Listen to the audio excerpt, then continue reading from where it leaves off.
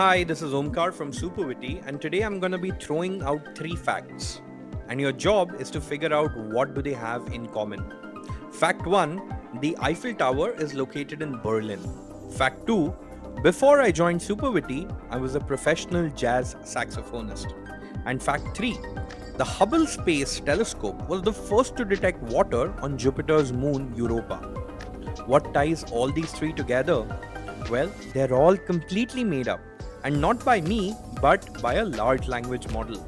Yes, each of these facts is a classic case of AI hallucination. When a model like GPT or ChatGPT confidently gives you an answer that sounds right but isn't.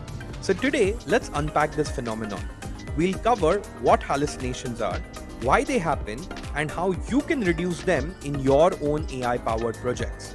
Let's go. So, first, what exactly is a hallucination?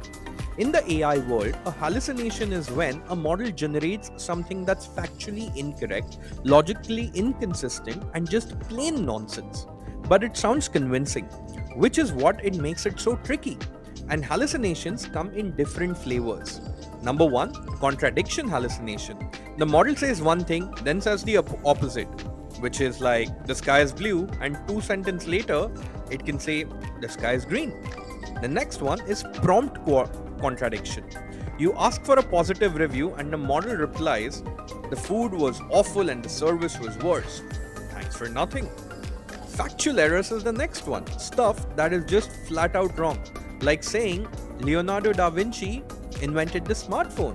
Well, that could be impressive, but it's factually incorrect. Or next is irrelevant association.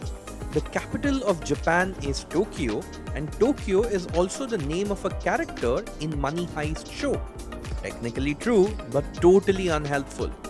So let's understand, why do these hallucinations even happen? It's not because the model's lazy or it's trying to prank you. There are a few real reasons. Number 1 is training data issues. These models are trained on huge swaths of the internet, books, blogs, Reddit threads, Wikipedia. That means the good, the bad, and the wildly inaccurate.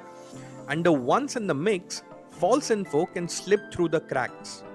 Next up is gaps in knowledge. Even if the training data is mostly solid, the model might not have seen enough of specific topic to answer confidently, so it guesses.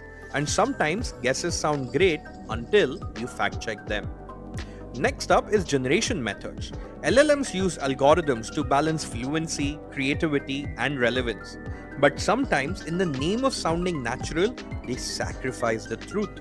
For example, a higher temperature setting makes responses more creative, but also more prone to wander into fiction land. Next up is poor context, and this one is on us. If we give vague or confusing prompts, the model will do its best to fill in the blanks, and that's when it starts winging it. Like asking, can penguins fly? The model might say yes, especially over long distance during migration. Wrong bird, my friend, wrong bird. So, what do you do to reduce hallucination? Number 1, be specific with your prompts. Don't say, tell me about history. Be more specific, like give me a brief summary of events which, let's say, led to the World War I, focusing on Europe in the early 1900s. You give a clear input, you'll get a better output. Number 2 is use examples. If you want a specific format or tone, show it. For instance, here are 3 bullet points from previous responses and follow this format. That's called few shot prompting, and it works. Third is adjust the model settings. Over here, I want to talk about temperature. Increase in the temperature of a large language model will make it more creative, and it will increase randomness. If you lower the temperature, it will reduce the randomness and be more specific. So based on what output you want to achieve, you can adjust the temperature of the large language model settings. Next is add fact-checking layers. Don't just trust what the model says. For important use cases like medical or legal, use retrieval-based methods or double-check against verified sources. So yes, AI can get it wrong, and sometimes it's hilariously wrong. But when you understand why it hallucinates and use the right strategy, you can guide it towards more grounded and accurate responses. And if all fails, maybe just don't ask it for directions to the Eiffel Tower in Berlin. I hope you find this helpful, and if you want more deep dives like this, continue me in the next segment.